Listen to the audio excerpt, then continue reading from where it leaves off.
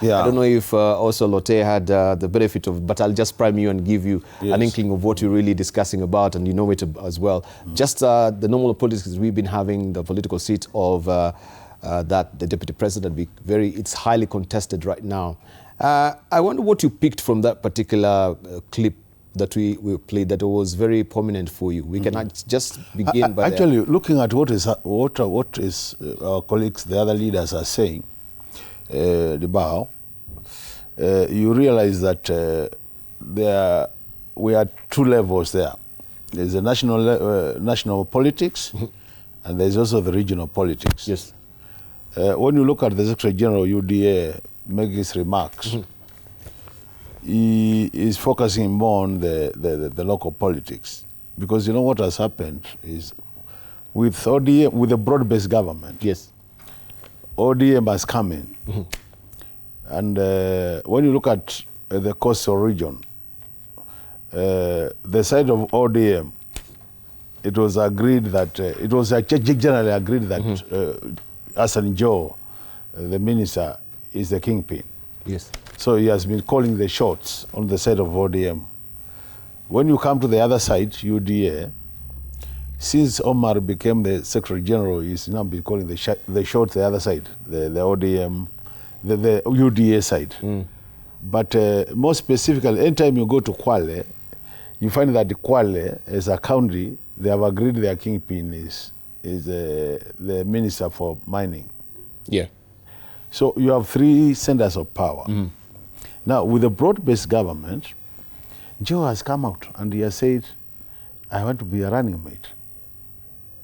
So that disorganizes the whole arrangement, because immediately he says he wants to be a running mate, and it looks like the ODM brigade is running behind him. And you know ODM has a number of MPs in the coastal region. And here is Omar, who has been positioning himself to take over the governorship of Mombasa. Behind him is Huda, and then elected leaders, very few. So with that, then he has to start coming out strongly to say that UDA is the party which has more, in terms of we were to rate them, is higher than ODM. So in that case, if the deputy position was to go to anybody, it should be going to somebody who is coming from the UDA wing in the coastal region. And that's why you can see what they are saying about saying that you come in and it's like you want to destabilize us and all that. And you see more of this kind of politics as we move to the future. But now coming to what the deputy president is saying, you know, it's unfortunate you can hear a leader at the level of DP saying a party is like a briefcase party. If you look at our constitution and the political parties act, it is very clear what it takes to register a party. A party must have offices in more than at least 24 counties. A party must have that national representation. And unless you meet those minimum requirements, you can't be registered as a party. So it means any party which has been registered in Kenya as a political party has gone above the level of being a briefcase party. It has gone to a level where it is a national party because it must meet those requirements. And if it doesn't meet, by the way, the registrar of political parties does monitoring. They do monitoring, regular monitoring, to see whether you still have offices in the regions, whether your national officials represent the face of Kenya.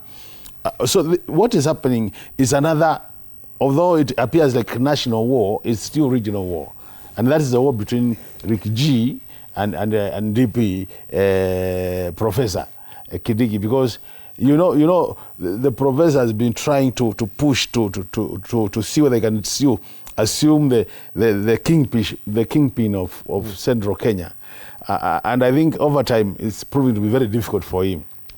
So you know, it's like he has been pushed by Ricky G to the corner of the Mount Kenya East.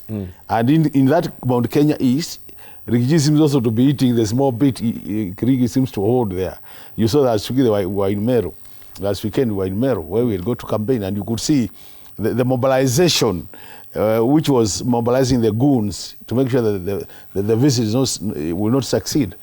And you ask yourself, in modern Kenya, where we all talk about democracy, why would you go to that extent to stop people from addressing Kenyans? Because if you are really confident of yourself, allow people to go talk what they want to say, and they can go home. But allow me just to butt in and ask you. Yes, the issue regarding the party and the leadership and the industrial complex around just the party running and ownership and it being a business. Yes. Don't you think there's a modicum of truth that we've heard from the Deputy President that is being used? And you can allude to that fact. You know, even within ODM, this was it, especially when it comes to nomination, it is given to the highest bidder. It is not a matter of meritocracy or whoever, has that can fit that particular billing. It is you.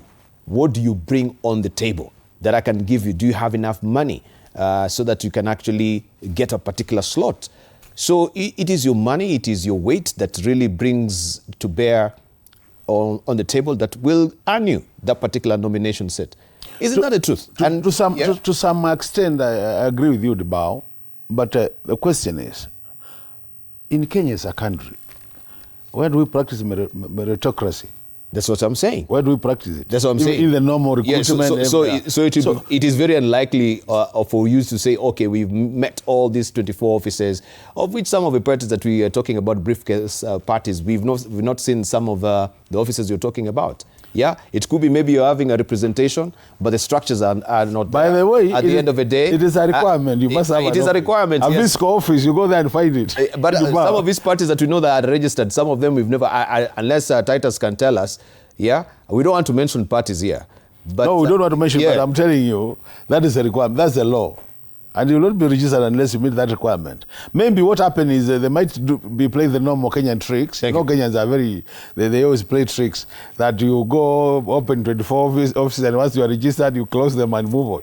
But I told you there's also regular monitoring. Thank you. Which is done by the... All right, let's hear from Titus.